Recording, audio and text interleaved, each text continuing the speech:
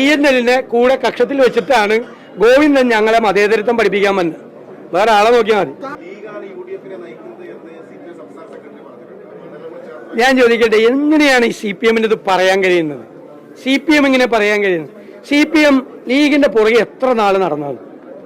എത്ര നാള് ലീഗിന്റെ പുറകെ നടന്നാണ്?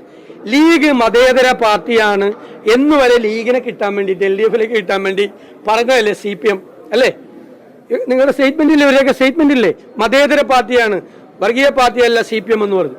പിന്നെ ലീഗിനേക്കാൾ തീവ്രവാദമുള്ള ലീഗ് ഒരു മതേതരവാദിയാണ് എന്ന് ഇവർ പറയുമ്പോൾ തന്നെ ലീഗിന്റെ മതേതരവാദത്തെ തള്ളിപ്പറഞ്ഞ് ലീഗിൽ നിന്ന് പോയ മതേതര നിലപാട് ലീഗ് എടുത്തപ്പോൾ ലീഗിനെ തള്ളിപ്പറഞ്ഞ് പോയ തീവ്രവാദ സ്വഭാവമുള്ള INL കൂട്ടത്തിൽ വെച്ചുകൊണ്ടാണ് ഗോവിന്ദൻ ഈ വർത്തമാനം പറയുന്നത്.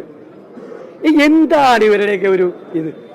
ലീഗിന്റെ മതേതരവാദത്തിനെതിരായി നിലപാടെടുത്തു. ബാബറി മസ്ജിദ് തകർന്നപ്പോ പാണക്കാട് മുഹമ്മദ് അലി ശിഹാബ് തങ്ങളെടുത്ത മതേതര നിലപാട്, കലാപം ഉണ്ടാകാതിരിക്കാൻ വേണ്ടി എടുത്ത ശക്തമായ നിലപാടിനെ തള്ളിപ്പറഞ്ഞ് തീവ്ര നിലപാടുമായി ലീഗ് വിട്ട INL കൂടെ കക്ഷത്തിൽ വെച്ചിട്ടാണ് ഗോവിന്ദൻ ഞങ്ങളെ മതേതരത്വം പഠിപ്പിക്കാൻ വന്നത്. വേറെ ആളെ നോക്കിയാൽ മതി. ലോകത്തെവിടെയായാലും ഏത് സമയത്തും 24 വാർത്തകളും ഓഗ്മെന്റഡ് റിയാലിറ്റി പാക്കേജുകളും എക്സ്പ്ലെയിനറുകളും വിശദമായി കാണാൻ ഞങ്ങളുടെ YouTube ചാനൽ നിങ്ങൾക്ക് സബ്സ്ക്രൈബ് ചെയ്യാം.